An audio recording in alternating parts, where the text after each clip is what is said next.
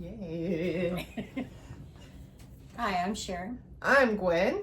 Welcome to the Edge of the Mirror, and we're just going to dive in. So what were we talking about before we turned the camera on? We were talking about... The residents at Cenikor, which is the rehab where we go and teach mindfulness, meditation, Buddhist recovery, life skills. Authentic relating, finding the authenticity of self, finding just how to be a human being, because nobody was given the manual. Yeah, definitely not me. And usually the manuals that we wrote were written through dysfunction lenses and dysfunctional goggles. And so we kind of help them and help ourselves write a functional manual with the goggles off. So I love it so much. we have a lot of fun and we have a lot of deep conversations, and they are constantly asking us out there, do y'all have a podcast? Where can we find you? And so we are going to create this very non-professional chat sesh. Yeah. Where we hang out and talk about what we love to talk about. Recovery and consciousness. We're probably going to laugh a lot. Yeah. Well, everybody that knows me expects the laughter already. So if I don't laugh, they'll wonder who they're looking at or watching. I'm going to turn. That's a better perspective. Camera angles. Oh, yeah. We're learning. I know. I definitely don't want to see my profile, but so we were talking about recovery, the recovery journey being an experience with metanoia, of like I don't want to say religious, but spiritual conversion of sorts. Right? Yes. Which for me, was a big hang up in getting any kind of lasting sobriety, because I had so many issues with capital G, God, due to just how I grew up,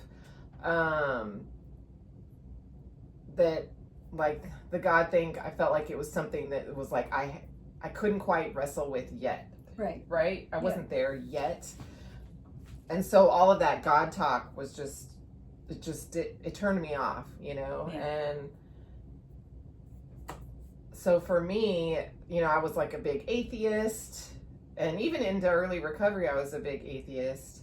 And then I would say I definitely had like a spiritual experience, right? I went to Costa Rica for a few months with my daughter. We backpacked around.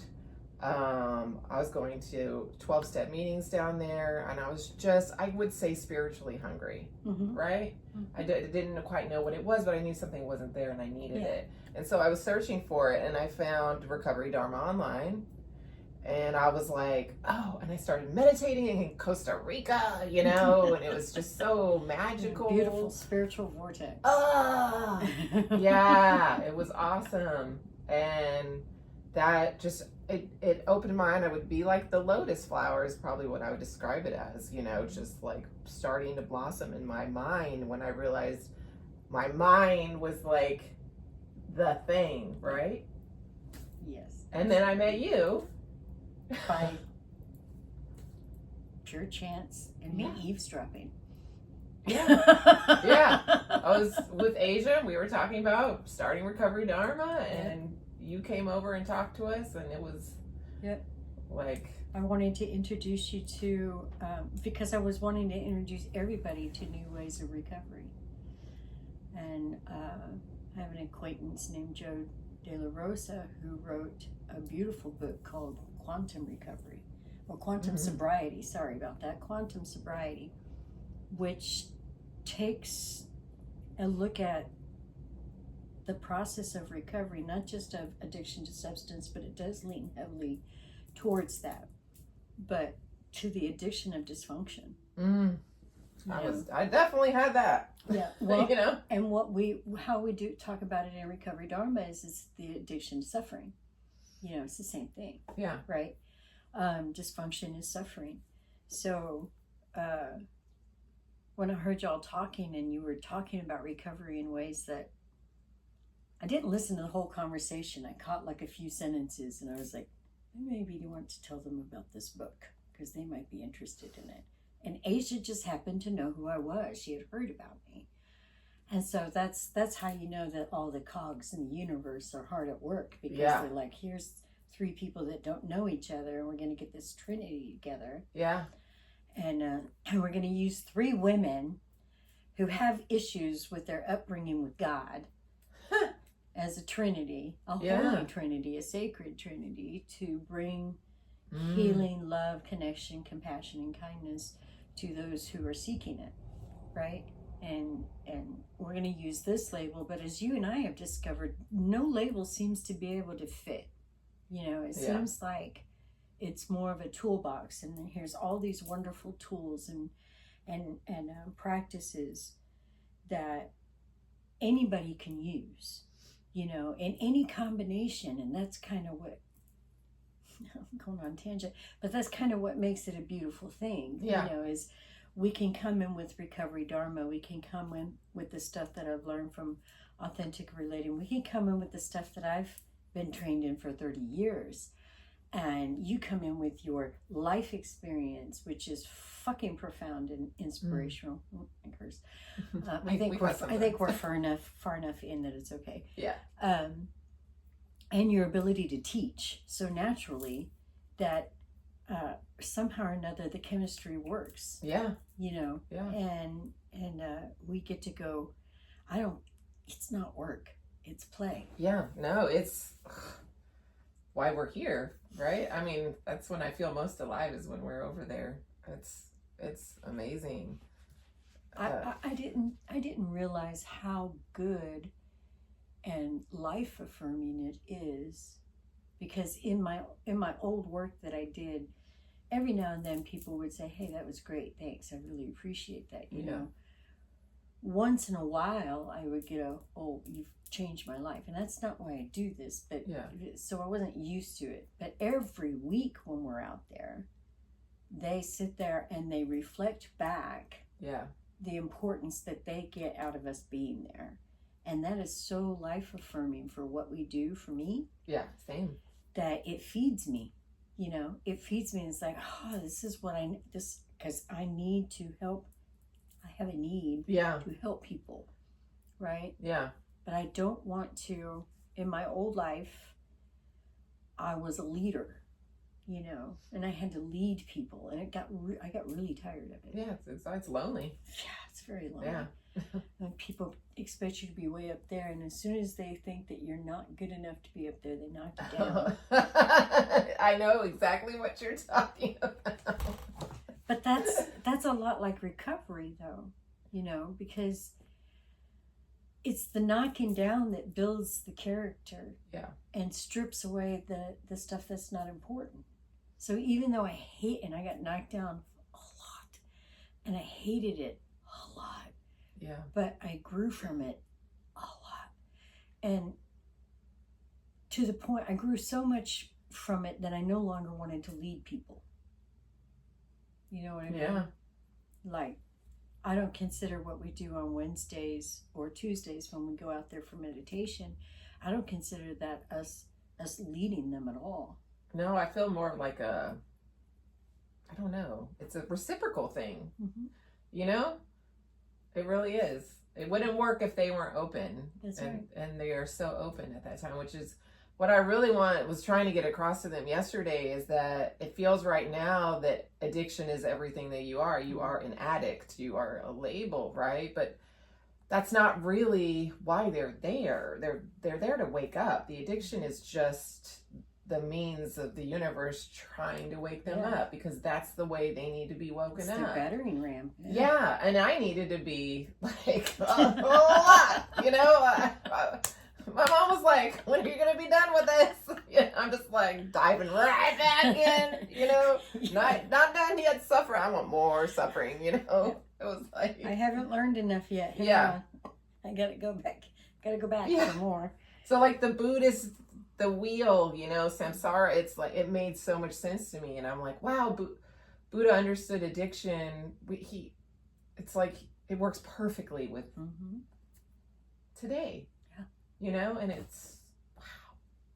And it's very simple, but it's not easy. No. And yesterday, Wednesday, today's my days. Yeah. Wednesday, they wanted the easy road. Yeah. Not the easy bus. That's a whole nother conversation for another time. But they wanted the easy road. They wanted the path of no work. Right, because they brought up hypnosis, astral travel. But they really stuck on hypnosis for about 20 minutes. They went on wanting to know all the ins and outs and if I could do it and all this stuff. And what it came down to, what I was noticing anyway, was that they were really wanting out of the cycle, but they were scared to death of the path out. Yeah. They just wanted to skip over that path and go to the next one. Now in meditation and in my life, I have lots of tools in the toolbox that help you move through time much quicker, Yeah. But in that environment, I don't feel comfortable teaching them how to time shift and stuff like that, because I think they need a good foundation of themselves. Yeah. Before they go anywhere near magic land. Yeah, they're on quicksand right now, and we're trying to help them find some grounding. When they're not even sure of where to place their foot, I can't tell them, well, why you don't know where you're at, let's take you someplace else and pull that over here. It just does not, it seems, what's the word I'm looking for? Incongruent? Yeah. It's incongruent. And that's why I was telling that guy who was really on and on about the hypnosis, I'm going to steal your empowerment. If I do this for you, I take your empowerment away from you and I build myself up. And that's one of the biggest teachings that I got from my mentor is I'm not doing this for me. Yeah. I'm not the important part of the puzzle here. You are. And I think that's why they open up for us. Yeah. Is because we come in there carrying the ability, and we do it very well, to open the space. Yeah. We become the mirror. I think they can, Yep. Which is why our name is Edge of the Mirror. Yeah. And they don't mind us taking them to their edge. Yeah. It's so beautiful. It is. I love it so much. It is. And the funny thing is I think had I done this and gotten the same kind of feedback 5-10 years ago, it would have massively built my spiritual ego. Yeah. Look what I can do. Definitely. But now, since the leader doesn't exist anymore and the co-creator is wanting to play now, it's so much easier to not I'm just going to put it that way. It's so much easier to not care. Yeah. Personally, myself, about how I'm being perceived, or when the ego gets involved, it cares much. Yeah. Right? It's annoying. And, it is, because then you go home and you're like, did I do this right? Did I do that right? And when I leave Cenikor now on Wednesdays and Tuesdays, I never think about if I did something right. I'm awash with their feedback. Yeah. It's love in that room the whole time. And it's so great. It's beautiful. Yeah. I wish we could go out there an hour every day. I know. It would be awesome. But if that was supposed to be the way it was, then we would be out there. So, yeah. I have thought about recently why I got excited about doing a podcast with you, because I've had opportunity to do podcasts with other people and I always turn it down, especially because I did a show, for a long time, and I didn't think I'd want to do one again. However,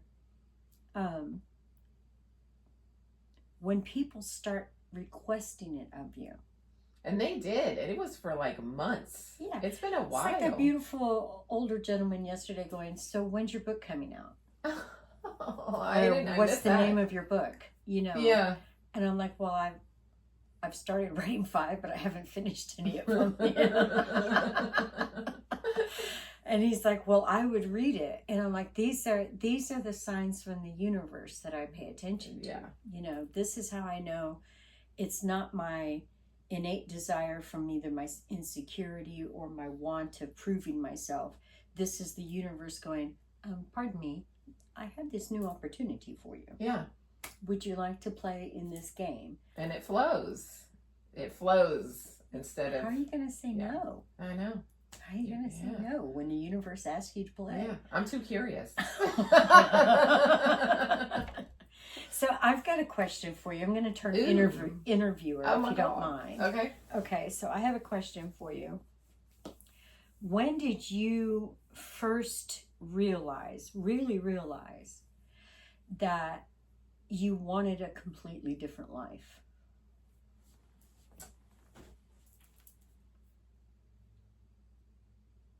I would say even when I was in the process of relapsing, I knew, and this was 5 to 6 years of just constant detoxes, ER visits, this and this and that.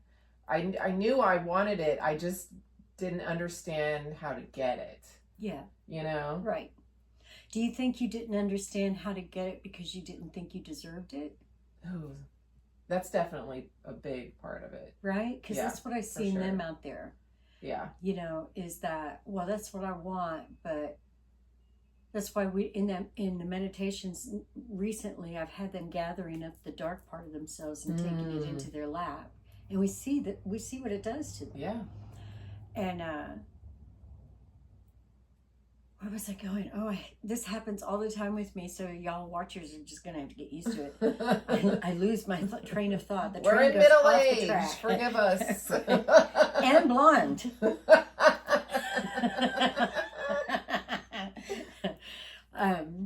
And okay, so where I was going with this was, so before you became the you that dealt with her insecurity of self by abusing herself, did you feel like you were something special?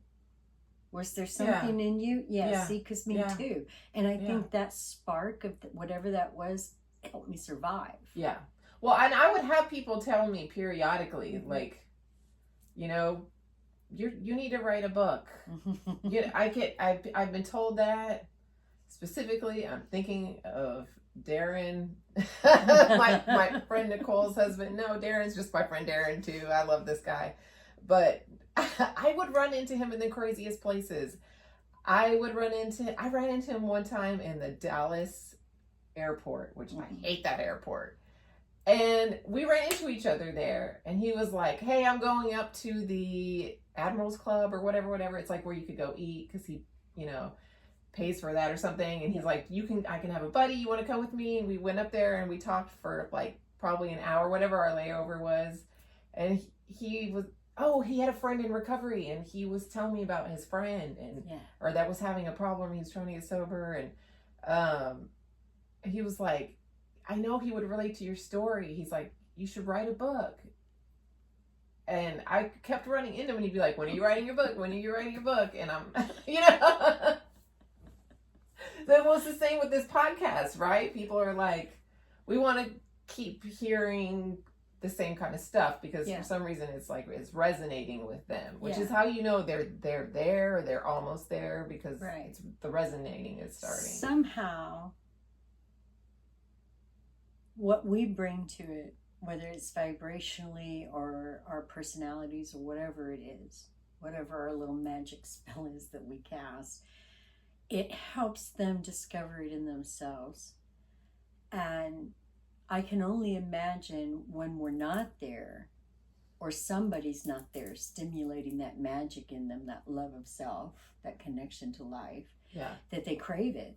And that's a craving I would actually rather them have. Yeah. Because that's truly the real craving in the first place, is connection to life. That's how I would describe this need that I had, and I had it the whole time. I was in addiction too, but it just, I think I kind of realized that need was the journey. Does that make sense? Perfect sense. Yeah. Yep. I'm like, oh, I have to go through this to get to where I want to be. Absolutely. Yeah. Now, my journey was different in the aspect that I didn't have to overcome substance abuse. but I had to overcome dysfunctional lifestyles. You know, dysfunctional lifestyles aren't just substance abuse, my friends. There's all kinds of ways that we put a mask on and pretend we're something that we're not, or cover up the pain and the suffering with behaviors that aren't healthy. Boy, that didn't even want to come out of my mouth. That aren't healthy. You know, like passive aggressiveness or lying because it was a survival skill for so long. So you don't even realize that you lie anymore. You know, that was my 30s. In my 30s is when I started to wake up to the fact that I was constantly in defense of myself via lying. You know, then when I wasn't a big fat liar anymore, then I was like, well, why am I angry all the time inside? Why am I always having these argumentative thoughts? Well, now you're in defense through argument. You know, they're defense postures, right? So I through this series of learning that, oh my God, I'm just a complete fucked up mess. Because I was raised in a dysfunctional environment. And while I was raised in a dysfunctional environment, and this seems to be my weird cherry on the sundae, my father put me in consciousness awareness training at the age of 11.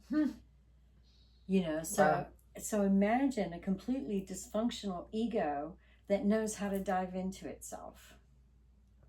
What a crazy ride that has been, because all my magic, all my phenomenal experiences were seen through the lens of a dysfunctional ego. I can totally relate. You know? So I had a bunch of experiences that were happening that were paranormal, that were very dark, that were very, you know, people go, oh my God. It's like, but my mentor again helped me see that, well, you were having very beautiful mystical experiences, but you were seeing them through your dysfunctional, wounded inner child, you know. So you had these what did he call them? My dysfunction goggles? No, my dysfunctional lenses. Your dysfunctional lenses were over your third eye. And it's not that your experiences weren't true. And this goes for all of us and everything. It's not that your experience isn't true, but it's your perception of the experience that is colored through what you're carrying. Which I think is what we try to get them to see at Cenikor, is that very thing, right? Yes. It's like we're trying to shift their perspective so that they can see clearly, right? And stop remove the lenses. labeling themselves a bad person. Yeah. Because that, honest to God, that is the crux of healing, no matter where you're at, whether it's addiction or, any kind of suffering.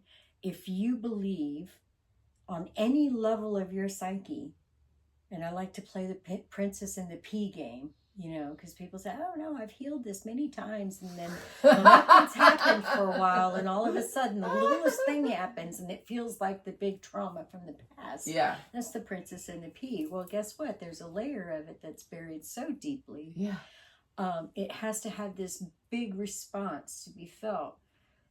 And what they're used to and what I was used to was these little micro aggressions within myself, you know, and I'd have microaggressions towards Mike because he was drinking at the time. See, I never had a substance abuse problem. I think everybody does this. Everyone is guilty of this. I just surrounded myself with people that did.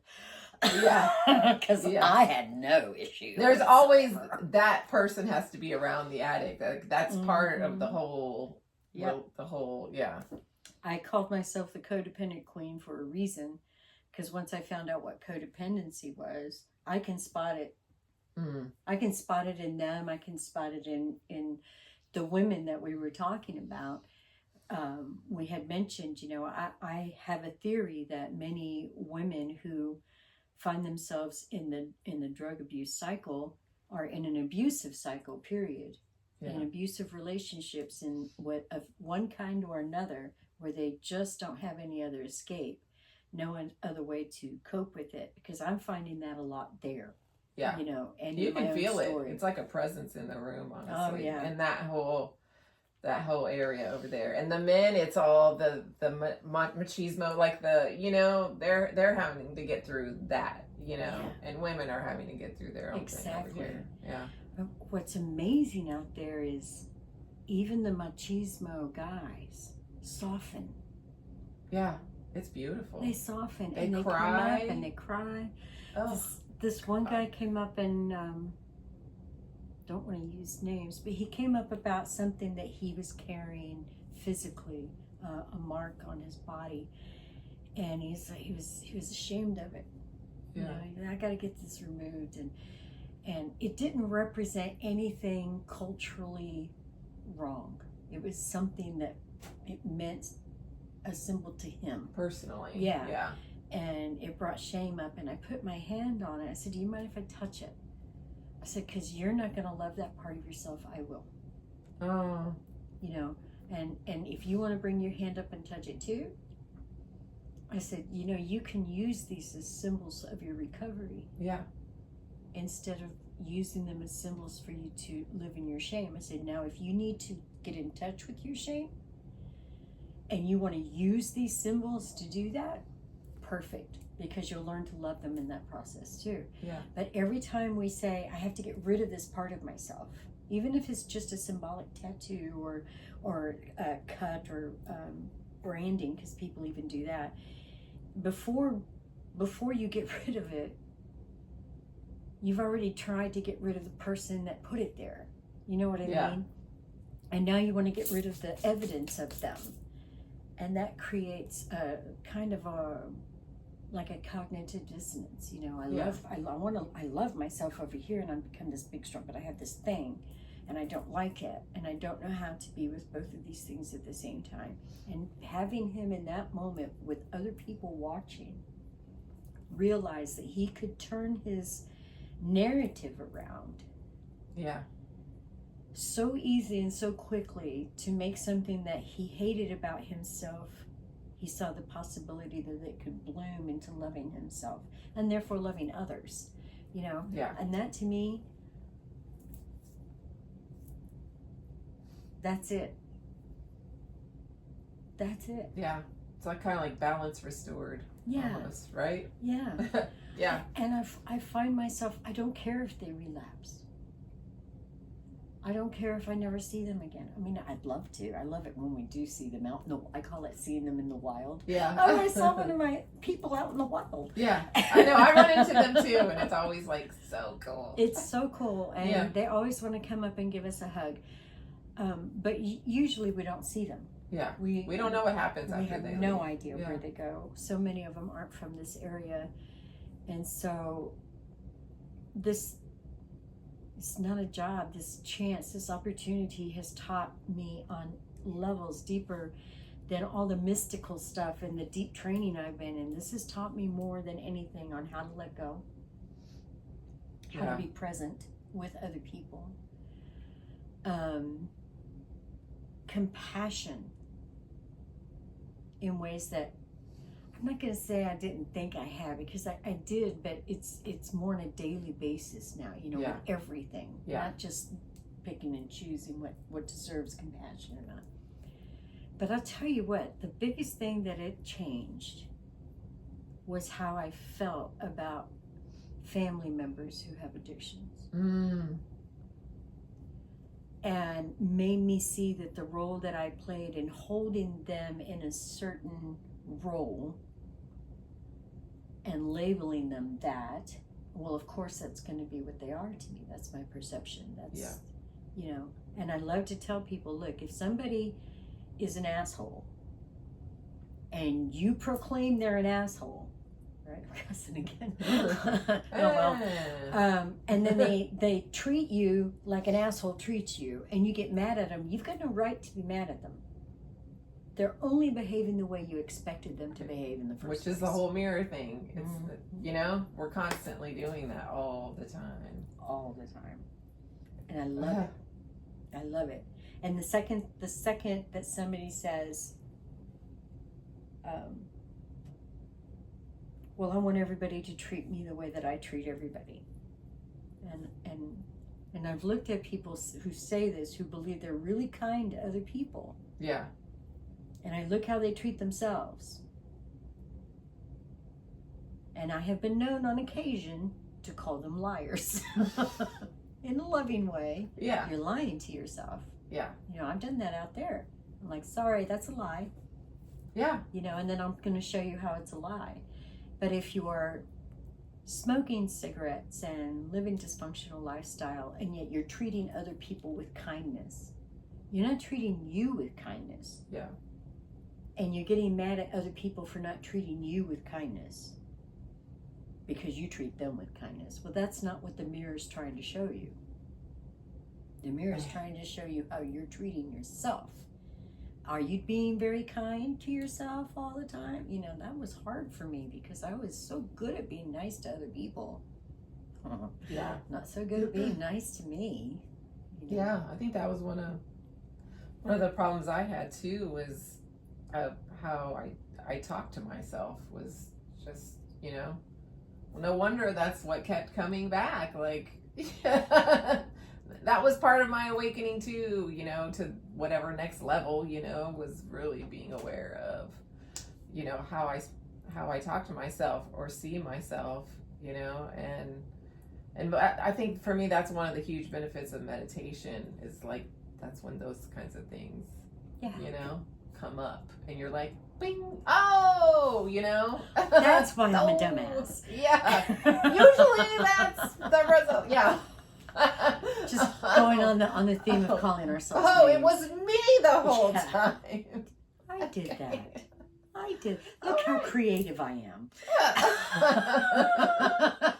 Oh, Lord.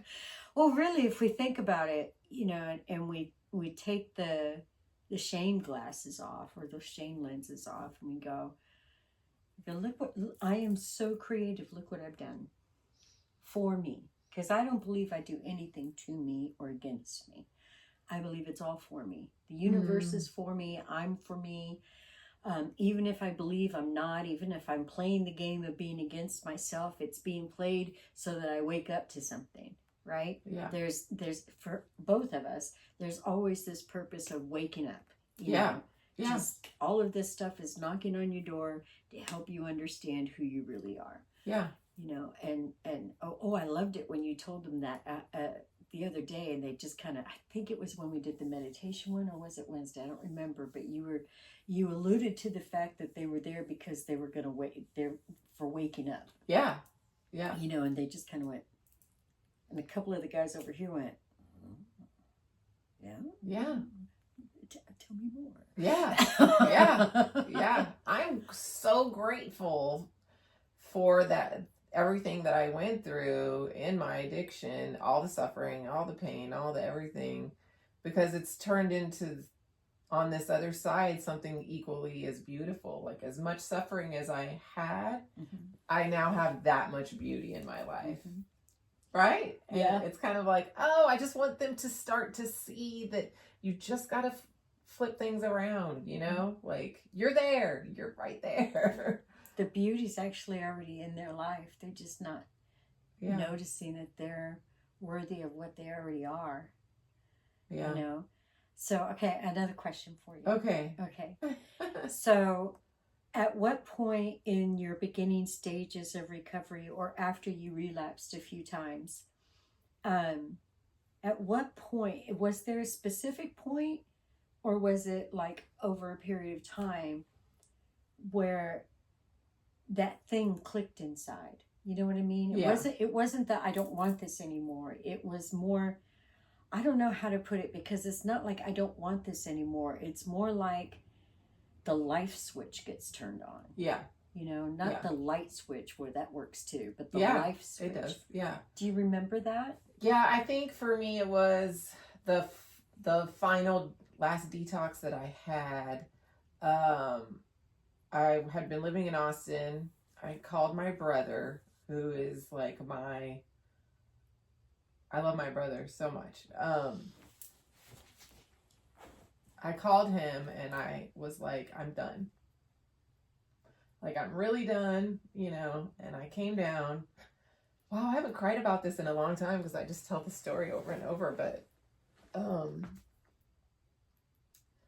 and he let me come down, and I was drinking wine the whole drive down because I had started to detox, and I was getting the shakes and getting sick, and so I had to get my blood alcohol level to a certain point so I could function to drive, which is insane coming out of my mouth at this point. That's what I had to do just to drive. But he was working in the ER as a nurse at Bay Area. And he's like, I'll check you into my ER, you know, you can come stay with me. And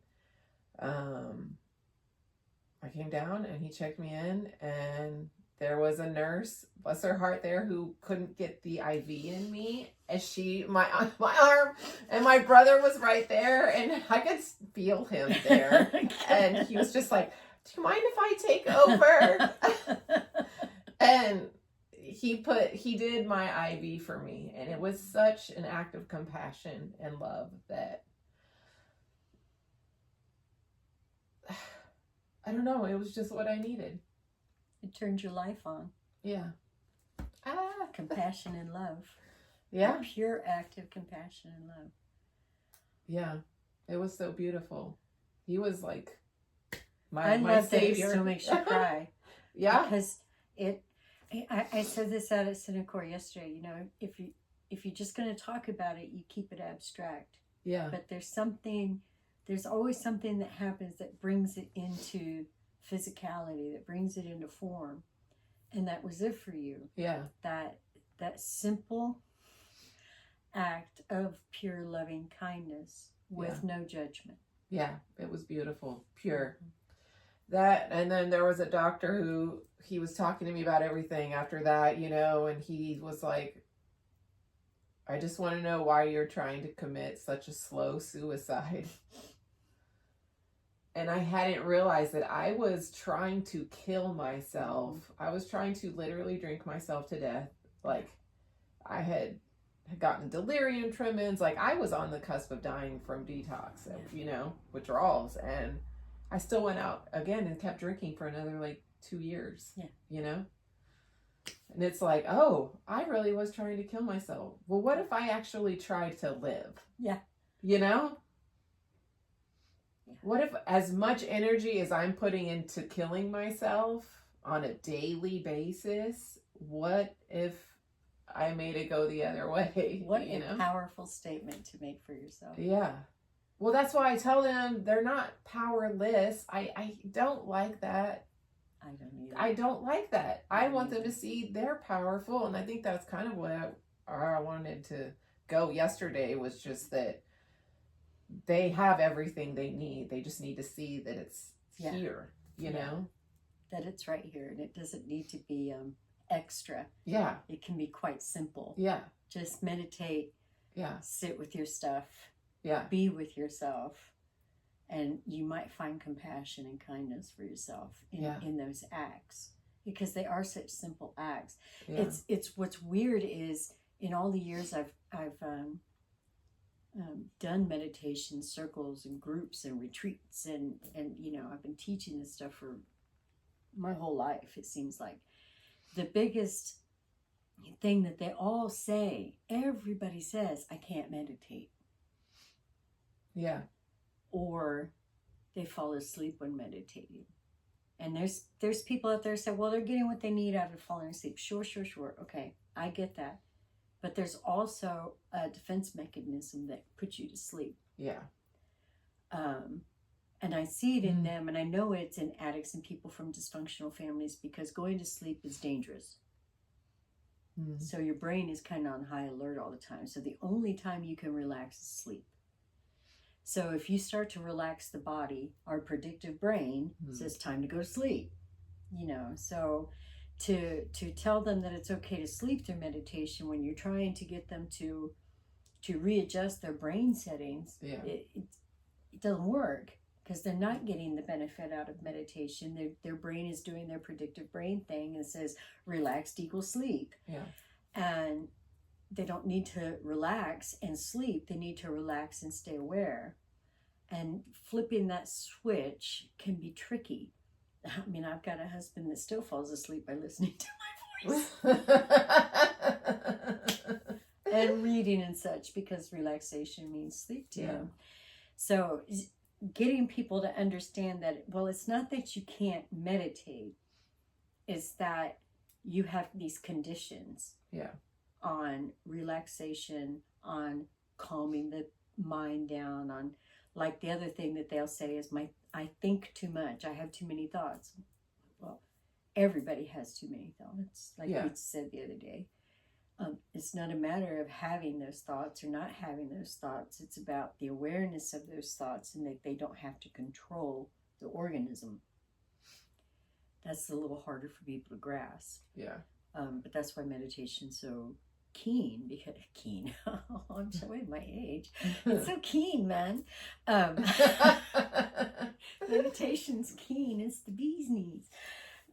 It is, because after you just kind of get comfortable, once you get out of your head about what meditation is supposed to be, please get out of your head about what meditation is supposed to be. It's just breathing. You know, I tell people often, look, in the beginning, let's just sit and notice something for a while. Yeah. Notice your big toe. Even if you have to stare at it, notice your thumb and just think only about your thumb. Yeah. You know, which is so hard in this day and age, because everybody has so many screens and, you know, attention all the time. Hit. Distraction. And, you know, we're all ADD at this point, because everyone's attention span. I've noticed this with teaching over the past 20-something years, is that my students, since smartphones became a thing, because I was teaching before they were a thing. Yeah. They were different students, weren't they? Yeah. I was teaching when cell phones were just coming out and people were getting text messaging, like the T9, you know, and it was like 05, 04, something like that. But, you know, I've seen the development of my students, their attention spans, which are already not that long. I mean, people's attention spans aren't that long anyways, but especially now. Yeah. You know? And, you know, it's based on dopamine hit, which becomes an addiction problem in itself. But it's so crazy that when we're in there for that 45 minutes that we're there, they are wrapped with attention. Like, I never get that teaching hardly. I mean, you know, you have to work to get to that sometimes. I know. And they're just like, they're locked in there. You know, and everyone says, man, everyone's so ADD till y'all are here. Y'all are the only time that everyone is calm. Yeah, calm. Yeah. To me, that shows that energy is a thing. Yeah. Oh, it's so powerful. Yeah. Energy and attitude, which to me are basically the same thing. Yeah. If I go in, like, there's some Wednesdays when I wake up, I'm like, oh, I don't want to do this today. And then I think, why would I even say that? Yeah. You know, and and then I have to do inventory on myself. Yeah. Well, what's making you not want to do something you love? You know? Yeah. And usually it's just some kind of nothing. Yeah. You know, some kind of thought that's like, no, let's just stay home and be lazy. Yeah. Oh, I can relate. Do this. I'm like, okay, I recognize the voice, but really that's not what this is about.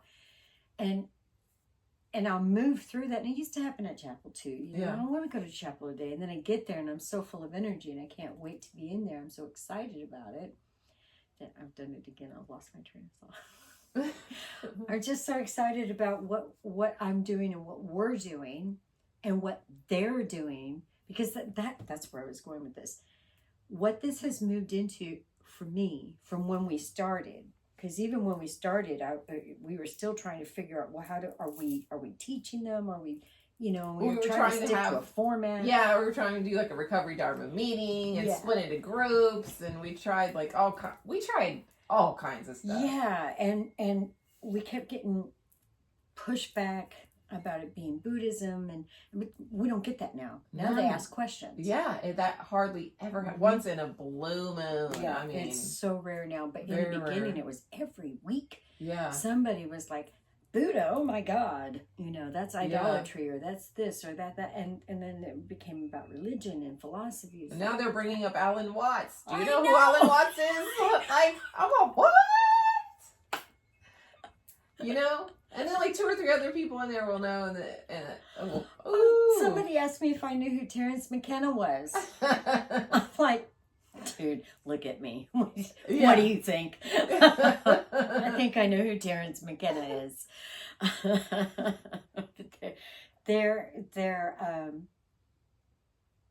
So I've had this really weird thought about how this has transitioned there.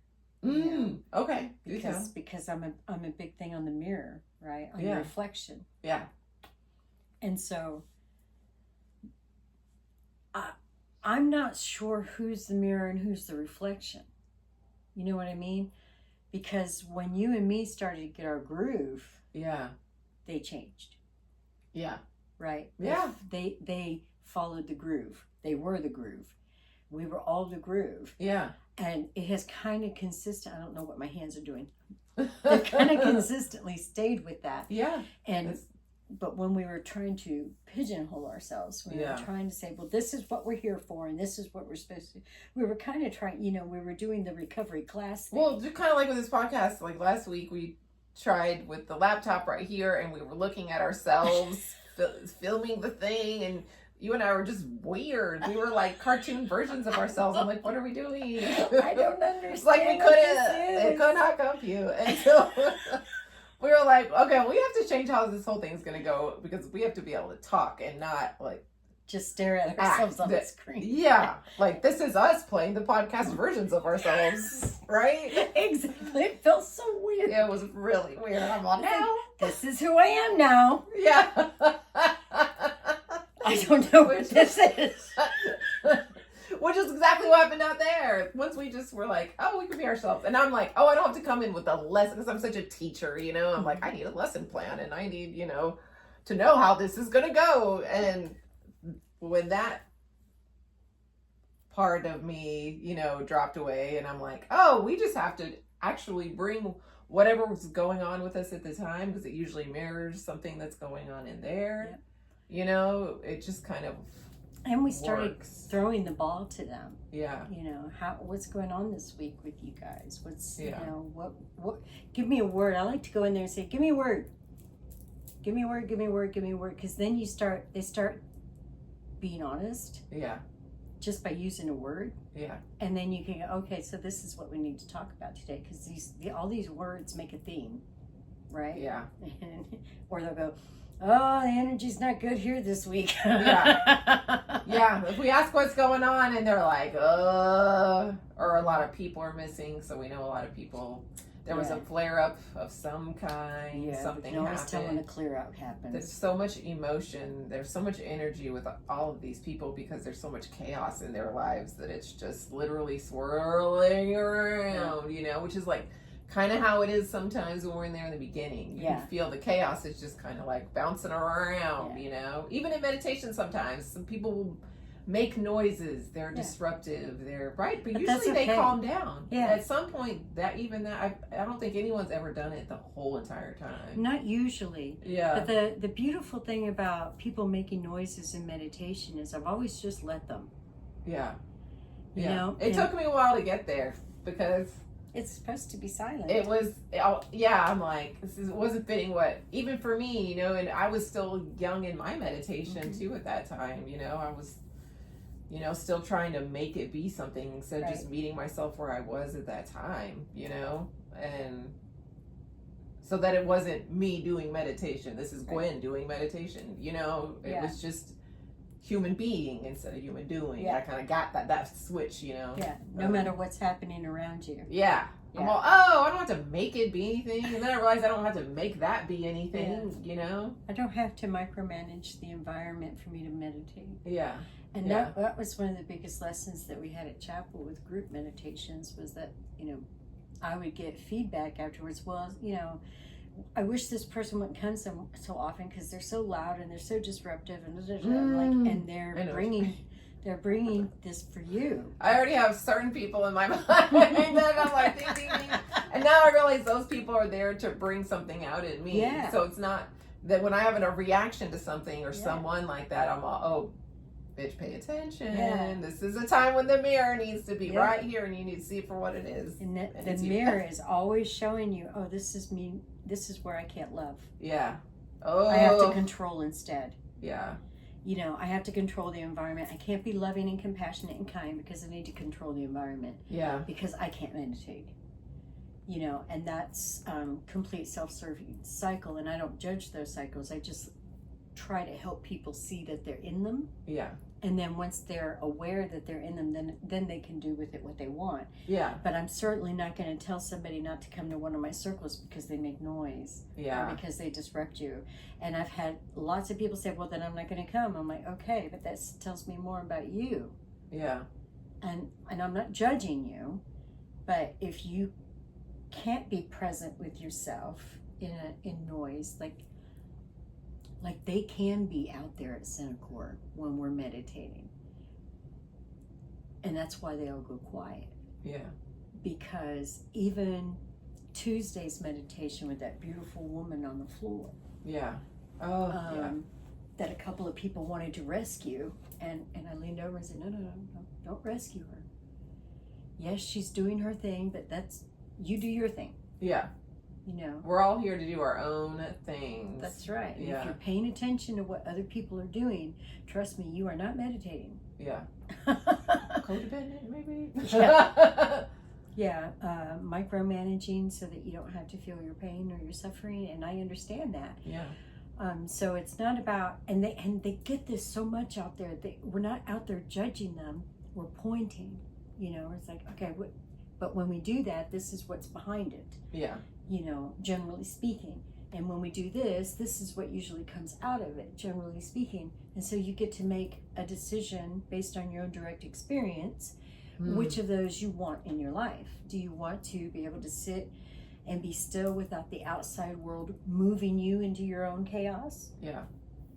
Or do you want to learn how to be still while the chaos is evolving around you? Evolving, revolving. Both work. Yeah, both work. Especially these days. You know, and I think it's really important right now. Yeah. More than ever, honestly. God. Ooh, what a time to be doing this work. Oh my gosh. Well, I think it's perfect timing. It is. It's so beautiful. That's why I always say it's orchestrated. I don't do this. It's orchestrated. Yeah. And, you know, I went through I'm calling it my retirement phase that I'm in. Ooh, which is really just a deconstruction and a reconstruction phase. And in it, and you know, you've gone through this, they go through this. This time is different because this was me literally having the universe saying, this isn't what you're doing anymore. I know you love it. Yeah. I know you're really good at it, but this isn't what you're doing anymore. It wasn't a hard slap. It was moving my attention. Yeah. You know? Yeah. Let go. It was like a big level up, I feel like. It was. Because I was with you going through all that, you know? It was huge. Yeah. But you had to do it to get to where you are now, which is, it's been a beautiful process, you know? It's so liberating. Yeah. I don't say I'm liberated because I don't know even what that means anymore, but it's been liberating. Yeah. You know, to have these things fall away after trying so hard to hold on to the identity. Yeah, this is who I am. This is who almost like a grasping of, this is who I am. Yeah. As you're sliding down the cliff face. Yeah. Just let go. It won't hurt. No. Well, I love this quote from David Foster Wallace. I love him so much, but he said, everything I've ever let go of has claw marks on it. And I'm like, oh my God. Like, it's so true. And me then to a T. I remember the moment I did let go was the moment that I announced out loud that I was closing the place to people, you know, to the public. And the second I did, it was really weird. I experienced things energetically as well as physically. So I felt like a collar of energy around my neck go. Wow. And I was like, that makes no sense to me. But if I really think about it, when it's time to grow and you're resisting that, you become tethered, you become locked in, something locks you in. And what do? I talk. I talk for a living. I have no problem talking. But I had a muzzle on my neck. And that muzzle was religion and having to be a minister. And so, you're perceived certain ways. Yeah. Just like if you're an addict. Right? Yeah, that's what I was just thinking in my head. I'm like, man, that sounds like the process of getting sober, Yep. That's the same. It's the It's same the same thing. And that's what I want them to see too, is like, this is gonna keep happening, but this is just how life has chosen to get you to this point. Other people, it's a divorce or a job loss, or someone, their partner, their true life partner, soulmate dies, or their child dies, or they have some kind of something that brings them into this just existential crisis. Yes, like extreme just experience with reality, like whew, yeah, right, where you have to look in the mirror, yeah, and you notice that you've been pushed to the edge. Yeah. And it really is like in the Matrix, when it's like red pill, blue pill, you know? Which one are you going to take? Do you want to wake up? Yeah. Or do you want to keep living this lie that's just going to destroy you in the end? That you're comfortable in, though. Yeah. The comfortable lie. And I've even gotten to not liking the word lie because we have such a negative connotation to that word. And I like the word illusion. Do you want the comfortable illusion that you've been living in, where you think you know how it all goes because it's nothing but a pure reflection of your habituated self? Yeah. Or do you want to risk disillusionment to know what your life actually is? So you have to dissolve your former self. Disillusionment is dissolving yourself, dissolving the illusion of what you think you are. Yeah. And reality loves to do that to us when it says, oh, this is who you think you are. Yeah. I'm taking that now. Oh, all the time. Yeah. Yeah. Yeah. I mean, that's kind of what led to my addiction really getting into just like those 5 to 6 years of just relapsing was that I had so many things happen to me. They were the pillars of my life. Some major relationships and friendships got knocked out. Like the main core ones got knocked away. Yeah. Oh, if you don't have your friends, which my friends were my everything, right? If you don't have that, well, what now? And then the 2008 recession eventually caused my department to get eliminated. And I had been building that department for a while. Oh, wow. And my job, I thought I was going to be there until I retired. I thought I was going to be there forever. This was at A&M Kingsville, and it got taken away from me just like boom, boom, psh, so I lost my job. Yep. I was a single mom. They lied to me. They told me I was going to, all this stuff happened. And all of a sudden I'm a single mom, no child support. What are you going to do to pay bills now? Started bartending. I was dating someone, and it just ended up being the guy that I was talking about earlier that brought me to my drinking to the level where I was like physically addicted. Right. That guy entered my life, and it was a constant like just drama fest. And several other things that happened that just like all the major things, supports that helped me up, just got knocked out, and I just really did not know who I was. Yep. And I just was lost in a sea of just, Who am I? Who am I? I don't want to figure this out. I don't want to figure it out. Yeah. I had gotten to that point when my kids were preteen and teen. I didn't want to figure anything out because a lot of other stuff was going on in my life at that time. It was very stressful and traumatic. And I just didn't want to figure out anything anymore. And then one of my dearest friends died, who I was having a lot of very strange experiences with. He died of lung cancer. And that's when I experienced peace for the first time, was in the middle of that grief. Because everybody was telling me that I shouldn't be in grief. Me, of all people, should know what life and death is. And, oh yeah, I had people coming out of the woodwork telling me I was grieving wrong. Or that judgments, yes, or that I was grieving at all, because everything that I knew about consciousness and everything, why am I grieving? Oh, that's part of the pedestal thing. I know what you mean. It's like, that doesn't mean that we're I'm not perfect. human. Yeah. I still breathe and bleed, and I still think about human things. Yeah. And I'm still very much connected to my ego, and I'm still very much Yeah. connected to the people in my life. That used to make me scared to talk about stuff because I'm like, I don't want, people to think I'm trying to be some certain thing, Yeah. Ugh. Yeah. And that's what this was about. That's what this energy was about. Because I had, over the years, taught myself to edit how I spoke. Even though I cuss and even though I'm very free-flowing and all of that, I'm more so now than I was in the last few years of my ministry. Yeah. I was just always, and then public opinion comes at you and, well, don't say it like this and don't do it like this and maybe do it like this and maybe do it like that. And you're just trying to keep the congregation together and just, that's a lot. And it's just like after a while you lose your own voice and what you're trying to say. Because it's all, and it's starting to sound more and more abstract because you don't want to stop saying what you know, but you don't necessarily want to step. And when I had that feeling of, oh, this is gone now, but I was still very much attached to the identity. Yeah. Well, who am I if I'm not Rev Cher? Yeah. I mean, this is a big, big, powerful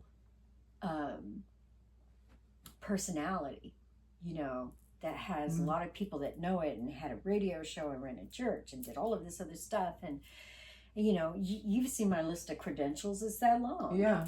I don't like listing my credentials, to be honest with you, because I don't think credentials tell anybody who you are or what you know. Yeah. Anybody can write down a list of credentials. Anybody can take classes and classes and classes. You showing me that you took classes doesn't show me that you know what you're talking about. So I don't like listing credentials, but I have them. Well, it's like we got into Cenikor. We didn't even have any credentials to do. We're just like, here, we're starting this group, and they were like, oh, come talk to the residents, and then it just turned into what it is now. We're the best class out there. Yeah, yeah. But we do have credentials. I mean, it's not that we don't have credentials. We do. We didn't have Recovery Dharma. We know how to do this credentials. We just came in with Recovery Dharma. Yeah. And when I don't know how other Recovery Dharma groups do it in rehab places. Yeah. But I know there was no way we could keep running the meeting. Yeah. Because we'd have to just start all over. We had to keep starting over, back to square one. And we never got past into the good stuff. Yeah. It took forever to read the whole meeting things and everything. And I remember that just being like, this is taking away from... We only have 45 minutes. Yeah, that took like so much of the time. Between that and the meditation, we only ended up having like 15, 20 minutes to talk to them. Yeah, yeah. And it just didn't seem to flow well. I mean, there was a lot of people that liked what we were serving them then. And it's not like we don't talk about the Buddhist principles of Recovery Dharma. But we learned that, well, I guess we're kind of getting trained by trial through fire because we don't have the same group all the time. Yeah, it's constant. We never know what we're going to walk into. We have been learning through change. Yeah, which was so hard for me to do as a teacher. It's so hard. I still have to come with a book in my hand. I don't mind because I have to have it works. Yeah, often it works. Sometimes it's like there's something that I'm like, this is what needs to be said today. Like, for some reason, it just sticks out, Yeah. And that's different than coming with a plan. Yeah, very much so. Because then usually it's something that happened that day or the day before or recent, where I'm like, oh, yeah, that would be fun to talk about. Because it is fun. I have so much exactly. Fun. Yeah. Well, now that we've brought up books. Oh, so yes. So probably we should see how long we've been talking. It looks like a while. Okay. So we will, I guess, in future episodes, definitely be going over books. Different teachers. Different teachers, different books, different techniques and tools. Rap sessions. And look, guys, we need 50 subscribers to go live. Well, I'm going to do the YouTube thing. We need 50 subscribers to go live. We do best live. Yeah. I mean, as you can see, we can talk all day to each other. All day. But we do best live. And our goal is to be able to go live once in a while and interact with you guys in a pleasant, comfortable way. All no ugliness allowed. Somehow I don't think we're gonna have to worry about that. We don't really have to worry about that too much with Cenikor. So. And the rules will be the same, you know. Yeah. Respect the space, respect each other, and respect what we do, and we'll keep doing it. But yeah, we've got a lot of stuff coming because we're not really going by any rules. We talk like this all the time. And all sometimes we make sense and sometimes we don't. Or sometimes we just make sense to ourselves. Little Alice in Wonderland sometimes. Yeah, we go down a few rabbit holes. But yeah, I think this went really well today. Yeah. I'm happy with what we talked about. So if you like free flow style, if you like just being like the fly on the wall in a very interesting conversations about addiction, consciousness, awakening, dysfunction, growth. Or if you're just a weirdo like us. Or if you're just a weirdo like us, because there's really no telling where these talks will go.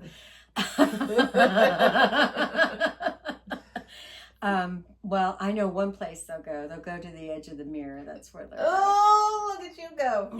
I love it. And it's a wrap.